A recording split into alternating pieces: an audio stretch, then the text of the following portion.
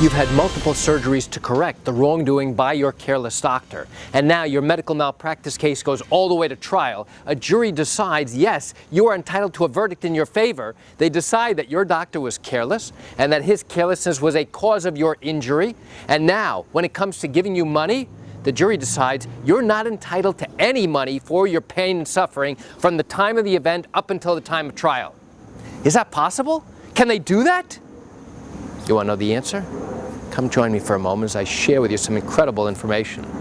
Hi, I'm Gerry Oginski. I'm a New York medical malpractice and personal injury attorney. And the answer is, yes, they could do that. How? Because you've got 6 members of the community who are there to decide not only whether your doctor was careless, but whether his carelessness was a cause of your injury, and if so, how much money you are to receive as a result of the doctor's carelessness.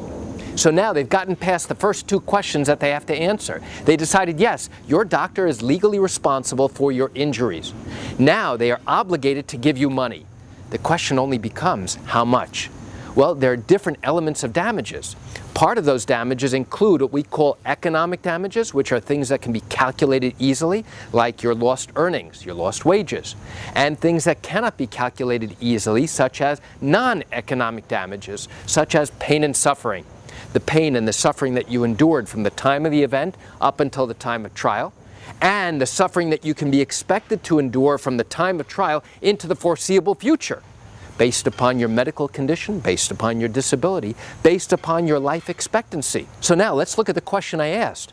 Can the jury decide that you are not entitled to receive anything? You are to receive 0 for the pain and the suffering that you endured from the time of the event up until the time of trial. It could likely be 2 or 3 years down the road. If you are able to show that you suffered significant harm and injury from the time of the malpractice up until the time of trial, then the jury is required to give you money.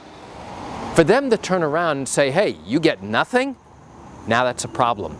Now you're going to appeal that issue. You're going to ask the trial judge at first, at the very end, Judge, we asked you to throw out that particular part of our verdict as being inconsistent with the evidence that was presented.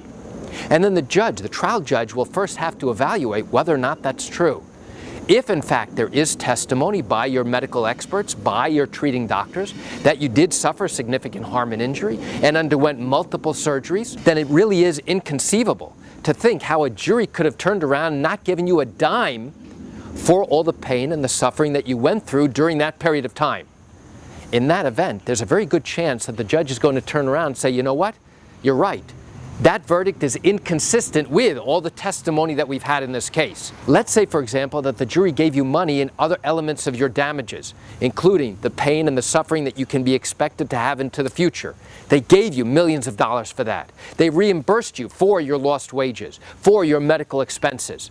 But the only element of damages that they didn't give you any money, which is so hard to believe, is they gave you nothing for your past pain and suffering.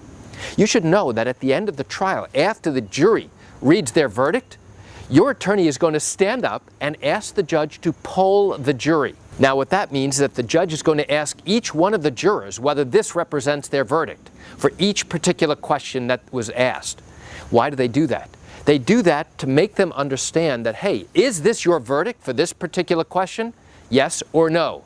Did you, in fact, juror number 5, decide that the doctor was careless? How about you, juror number 6, juror number 1, 2, and 3, and 4? Yes, yes, yes, yes. And he goes down the road.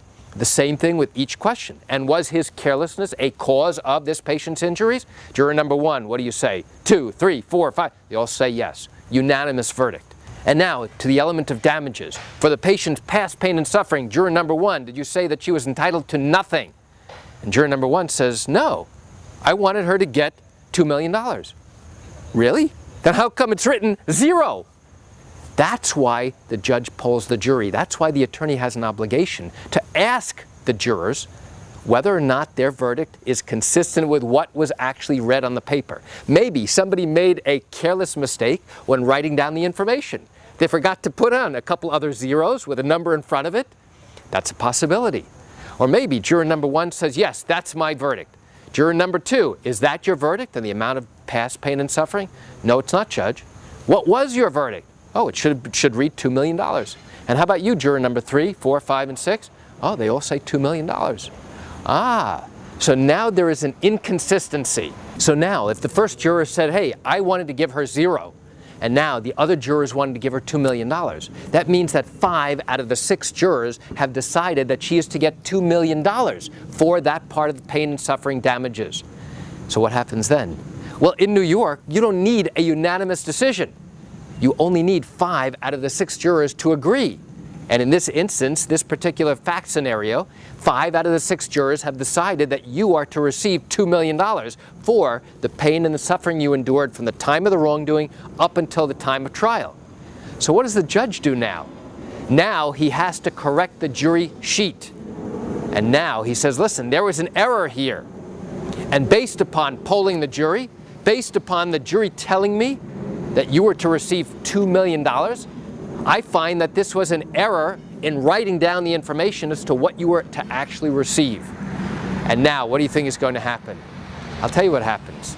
Once that error is corrected, now the defense attorney is going to jump up and ask the judge to throw out not only that part of the verdict, but the entire verdict as being against the weight of the evidence.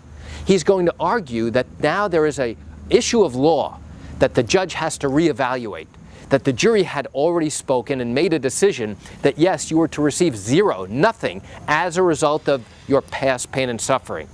And the judge turns around and says, listen, the jury told us that there was clearly an error in writing down the exact amount of money that this patient was to receive. So it is my opinion that that's how much this patient is to receive for past pain and suffering. So why do I bring this issue up? I bring it up because these types of issues occur in medical malpractice trials on an ongoing basis. Not every day, but it does happen. And I wanted you to be aware of what occurs when this does happen. You know, I understand you're watching this video because you likely have questions or concerns about your own matter. Well, if your matter did happen here in New York, but you have not yet started a lawsuit, and you're thinking about bringing a case, but you have questions that need answers first, what I invite you to do is, you know what I'm going to say, right? Pick up the phone and call me. I can answer your legal questions. You know, I answer questions like yours every single day, and I'd love to chat with you. You can reach me at 516-487-8207 or by email at Gerry, Gerry, at oginski-law.com. That's it for today's video. I'm Gerry Oginski. Have a fantastic day.